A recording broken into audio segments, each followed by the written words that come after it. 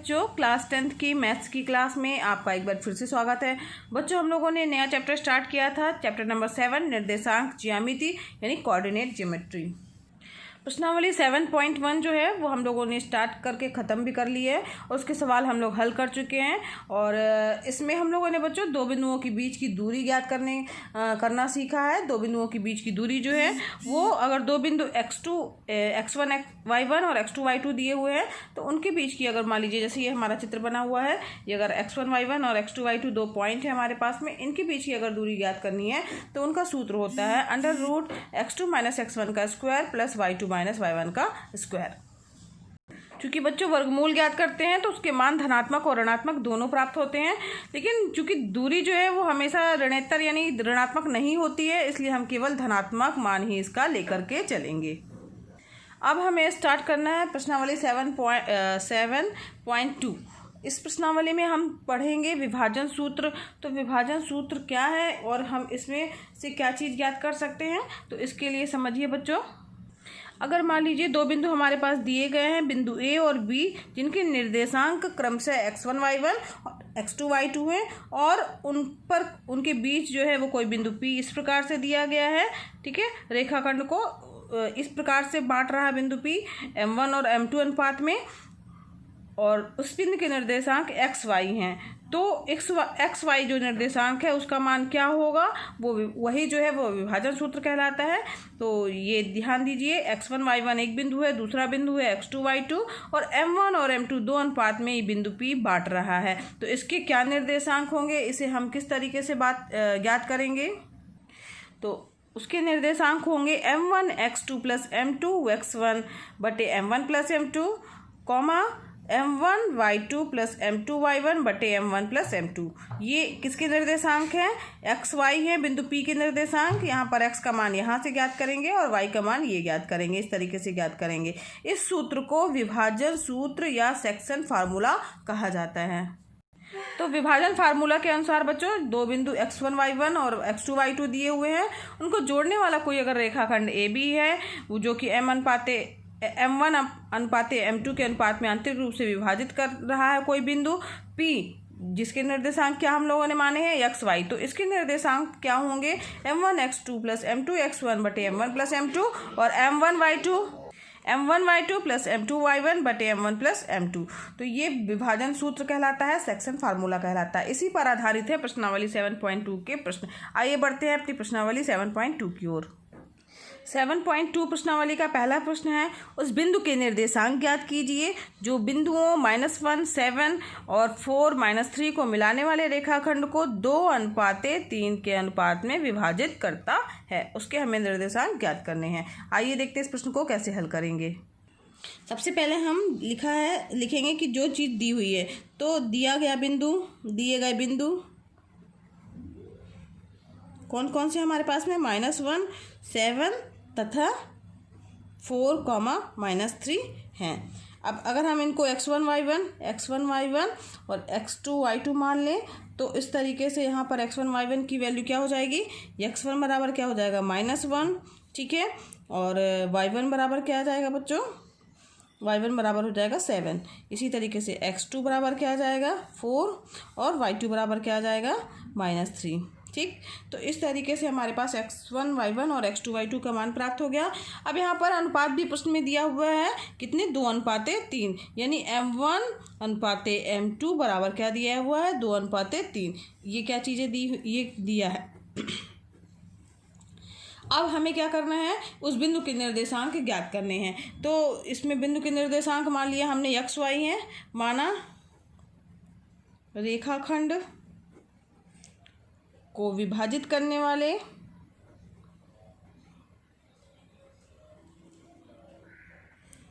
बिंदु के निर्देशांक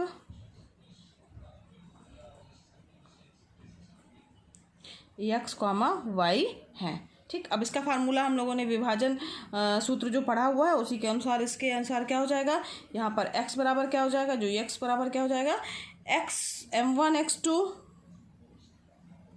प्लस m2 x1 ये देखिए जो फार्मूला अभी हम लोगों ने लिखा है वही यहाँ पे यूज़ होगा, जहाँ पर x का मान ये पूरा है, y का मान ये पूरा है। तो m1x2 प्लस m2x1 बटे m1 प्लस m2, ठीक है। तो इसके अनुसार x बराबर क्या हो जाएगा, यहाँ पर सब जगह जो मान दिए हुए हैं वो सब मान हमें रखने हैं। m1 क्या है बच्चों 2, x2 का मान क्या दिया हुआ है 4, 2 इंटू 4 हो जाएगा, प्लस m2 की वैल्यू क्या दी हुई है 3 इंटू x1 यानी -1 बटे m1 प्लस m2 यानी 2 धन 3। तो ये क्या होगा 4 दूनी 8 माइनस 3 एकम 3 बटे 5। 8 में से 3 गया कितना आ जाएगा, x बराबर आ जाएगा 8 में से 3 5 बटे 5, ठीक। 5 एकम 5, 5 एकम 5, x बराबर क्या हो गया यहाँ पर 1। तो यहाँ पर हमें x का मान ज्ञात हो गया। अब इसी तरीके से y ज्ञात कर लेंगे। y बराबर क्या है m1y2 प्लस m2y1 बटे m1 प्लस m2। यहाँ पर बच्चों मान रख देंगे। m1 की वैल्यू हमारी है 2, y2 की वैल्यू है -3, प्लस m2 की वैल्यू है 3 और y1 की वैल्यू कितनी है 7 बटे m1 प्लस m2 यानी 2 धन 3। 3 दूनी 6 माइनस 6 प्लस 7 21 हो गया ना, और बटे 3 2 5।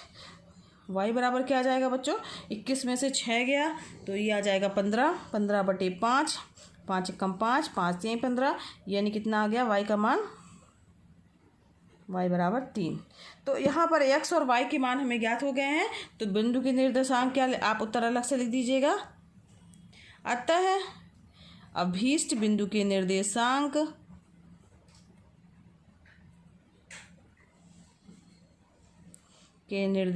क्या होंगे 1,3 होंगे, ठीक। समझ में आया 1,3। x का मान पहले लिखा जाएगा, y का मान बाद में लिखा जाएगा। समझ में आ गया होगा बच्चों किस तरीके से हल करना है। कुछ नहीं, केवल हमने विभाजन सूत्र या फार्मूले का यूज़ किया है और हमने मान ज्ञात किया है। अब बढ़ते हैं आगे अगले प्रश्न की ओर। बच्चों यहाँ पर दूसरा प्रश्न है, बिंदुओं 4, -1 और -2, 3 को जोड़ने वाले रेखाखंड को समत्रिभाजित करने वाले बिंदुओं के निर्देशांक ज्ञात कीजिए। तो इन दोनों बिंदुओं को जोड़ने वाले रेखाखंड को समत्रिभाजित करने वाले यानी समान 3 भागों में बांटने वाले बिंदुओं के हमें निर्देशांक ज्ञात करने हैं। तो 3 समत्रिभाजित का मतलब हुआ 3 भाग होंगे उसके, या तो पहला भाग 1:2 का होगा या 2:1, कुछ भी कर सकते हैं। तो इसके लिए m1 m2 का मान जो है वो 1 और 2 लेके चलेंगे हम। x1 y1 x2 y2 का मान आपको पता ही है, और m1 m2 का मान जो है m1:m2 जो है वो हमारा हो जाएगा 1:2, क्योंकि त्रिभाग है तो 1:2 होगा या 2:1, कुछ भी ले सकते हैं आप। तो यहाँ पर m1 और m2 का मान जो है वो क्या हो जाएगा 1:2 में हो जाएगा, समत्रिभाग कर रहा है। तो इसमें आपके पास m1 m2 का मान ज्ञात हो गया है, x1 y1 भी ज्ञात है आपके पास में, x2 y2 भी ज्ञात है। तो इस प्रकार से आप उस बिंदु के निर्देशांक ज्ञात कर सकते हैं। तो ये बच्चों ये प्रश्न जो है प्रश्न नंबर 1 की तरह ही है, और यहाँ पर सीधे विभाजन सूत्र लगाना है। तो ये आपका होमवर्क हो गया। आगे बढ़ते हैं नेक्स्ट प्रश्न की ओर। प्रश्न नंबर 3 है, आपके स्कूल में खेलकूद क्रियाकलाप आयोजित करने के लिए एक आयताकार मैदान ABCD में चूने से परस्पर 1 मीटर की दूरी पर पंक्तियां बनाई गई हैं। ये देखिए आप दिख रहा होगा आपको, यहाँ पर चूने से जो है वो 1-1 मीटर की दूरी पर जो है पंक्तियां बनाई गई हैं। AD के अनुदिश परस्पर 1 मीटर की दूरी पर 100 गमले रखे गए हैं। AD के अनुदिश यहाँ पर परस्पर 100 गमले रखे गए हैं, जैसा कि आकृति में दिखाया गया है। निहारिका दूसरी पंक्ति में AD के 1/4 भाग के बराबर की दूरी दौड़ती है, ठीक। यहाँ पे सेकंड नंबर पे देखिए ये लड़की दौड़ रही है जिसका नाम निहारिका है। तो ये दूसरी पंक्ति में AD के, ये जो AD है ना, इसके अनुदेश, ठीक है, 1/4 भाग के बराबर की दूरी दौड़ती है, यानी 1/4 भाग के बराबर की दूरी दौड़ती है, और वहाँ एक हरा झंडा गाड़ देती है, ठीक। तो यहाँ पर देखिए झंडा ली हुई है, तो ये वहाँ पर झंडा गाड़ देती है। प्रीत जो है 8वीं पंक्ति में, यहाँ पे 8वीं पंक्ति में देखिए दौड़ रही है, AD के 1/5 भाग के बराबर की दूरी दौड़ती है। तो ये कितनी दूरी दौड़ रही है 1/5 भाग के बराबर, और वहाँ पर एक लाल झंडा गाड़ देती है।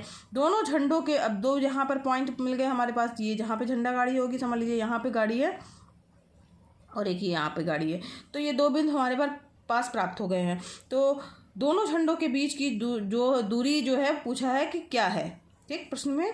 और साथ ही पूछा है यदि रश्मि को एक नीला झंडा इन दोनों झंडों को मिलाने वाले रेखाखंड पर ठीक आधी दूरी में गाड़ना हो तो उसे अपना झंडा कहाँ गाड़ना चाहिए। अब ये भी कहा गया कि इन दोनों को मिलाने वाला जो रेखाखंड है ना, उसकी ठीक आधी दूरी पर अगर कोई झंडा गाड़ना है नीले कलर का तो उसे अपना झंडा जो है रश्मि को कहाँ गाड़ना चाहिए। आइए देखते हैं इस प्रश्न को कैसे हल करेंगे। चूँकि भुजा AD पर 100 गमले रखे गए हैं 1 मीटर की दूरी पर, तो यहाँ पे लिखना पड़ेगा चूँकि भुजा AD पर 1 मीटर की दूरी पर 100 गमले रखे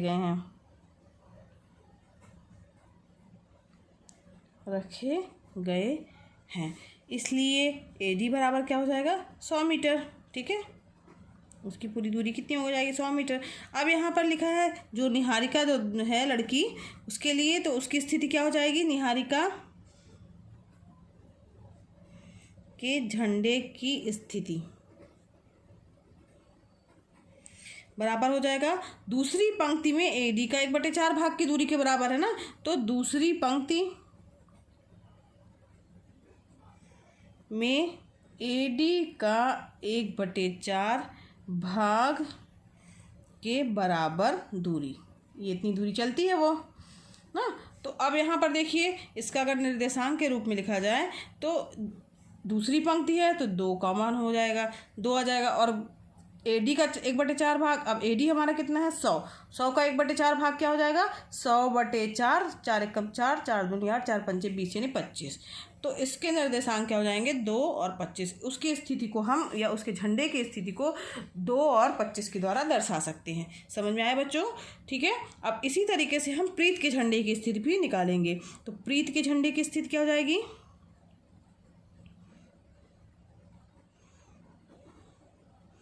प्रीत के झंडे की स्थिति, अब इसकी स्थिति क्या दी हुई है 8वीं पंक्ति में AD का 1/5 भाग ना, तो 8वीं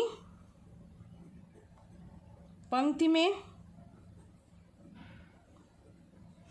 AD का 1/5 भाग के बराबर। ठीक है, अब यहाँ पर 8वीं पंक्ति है तो यहाँ पर x की वैल्यू क्या आ जाएगी, x2 की वैल्यू 8 हो गई।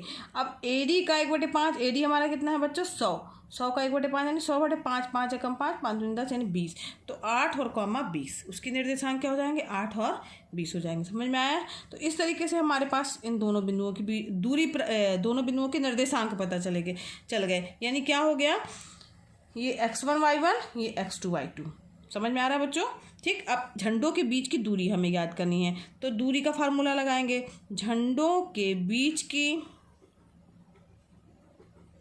प्रश्न में पूछा ना झंडों के बीच की दूरी याद कीजिए, तो दूरी का फार्मूला क्या होता है x2 - x1 का स्क्वायर प्लस y2 - y1 का स्क्वायर। ठीक है, यहाँ तक समझ में आया बच्चों आप लोगों को। अब इसके बाद x2 - x1, x2 की वैल्यू क्या है बच्चों 8, x1 की वैल्यू क्या है हमारी 2, ये एक तरह से कहा जाए ये x1 y1 प्राप्त हो गया हमारे पास में, ये x2 y2 प्राप्त हो गया है। तो x1 माइनस ये हो गया का होल स्क्वायर बटे प्लस y2 - y1, y2 की वैल्यू क्या आई है 20, y1 की वैल्यू 25। 8 में से 2 गया 6 का स्क्वायर यानी हो गया हमारे पास में, और ये -5 का स्क्वायर हो गया। इसको हल करिए तो ये आ जाएगा हमारे पास बच्चों 36 + 25, और 30 + 25 इक्वल टू हो जाएगा 61, √61 हो गया। तो ये हमारे पास जो है वो बीच की दूरी जो पूछा था प्रश्न में कि झंडों के बीच की दूरी कितनी होगी, तो √16 मीटर। ठीक है, यहाँ तक आपको समझ में आया। अब इसके बाद फिर प्रश्न पूछा है कि मिलाने वाले जो रेखाखंड पर मध्य बिंदु पर झंडा गाड़ना है, तो मध्य बिंदु के हमें निर्देशांक भी ज्ञात करने हैं।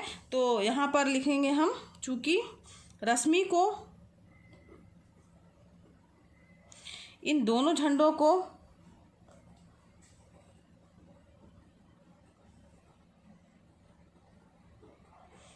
को मिलाने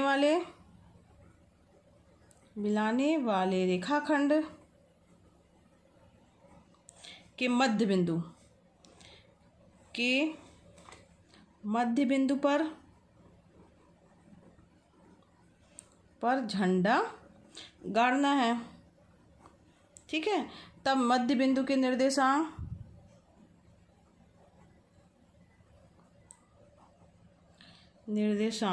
अब मध्य बिंदु के निर्देशांक बच्चों, मध्य बिंदु के निर्देशांक के लिए फार्मूला होता है x1 प्लस x2/2 और y1 प्लस y2/2, ठीक है।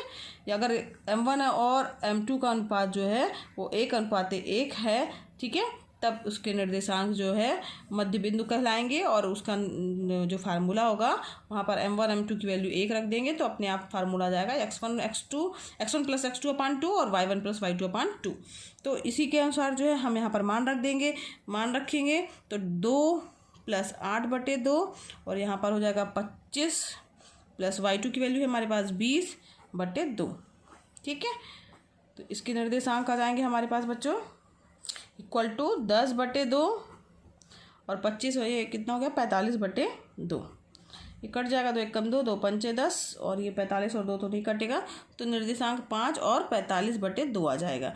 अब ये पूछा है उत्तर जो है तो हम लिख सकते हैं कि अतः रश्मि को, अब यहाँ पर पहला वाला जो है वो पंक्ति को दिखा रहा है तो क्या लिखेंगे, अतः रश्मि को 5वीं पंक्ति में एडी के अनुदिश 45/2 मीटर दूरी पर झंडा गाड़ना होगा, ठीक। तब वो बराबर जो है वो अनुपात में बांटेगा। तो उत्तर भी लिख दीजिएगा, अतः रश्मि को 5वीं, समझ में आ रहा 5वीं पंक्ति कहाँ से आया, क्योंकि उत्तर में हमारे आया है 5वीं पंक्ति में एडी के अनुदिश 45/2 मीटर दूरी पर झंडा गाड़ना चाहिए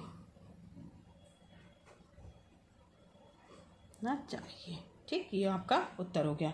तो इस प्रकार से आपको समझ में भी आ गया होगा इस प्रश्न को कैसे हल करना है बड़ा सा क्वेश्चन देखने में लग रहा है लेकिन है बहुत ही आसान सा प्रश्न। तो बच्चों आज के लिए बस इतना ही और इसके आगे के प्रश्न हम नेक्स्ट वीडियो क्लास में हल करेंगे। बच्चों आपको पढ़ाना मेरा पसंद आ रहा हो तो वीडियो को लाइक कीजिए, अगर आपने अभी तक मेरे चैनल को सब्सक्राइब नहीं किया है तो उसे सब्सक्राइब भी कीजिए, साथ ही बेल आइकन भी दबा दीजिएगा ताकि आपको नए वीडियोस की नोटिफिकेशन मिलते रहें। और ये वीडियो क्लासेस बच्चों एकदम फ्री है, निःशुल्क है, तो आप भी इसका लाभ लीजिए और दूसरे बच्चों को भी शेयर कीजिए, उन्हें भी प्रेरित कीजिए ताकि वो भी इसका लाभ ले सके। धन्यवाद बच्चों, मिलते हैं नेक्स्ट वीडियो क्लास में।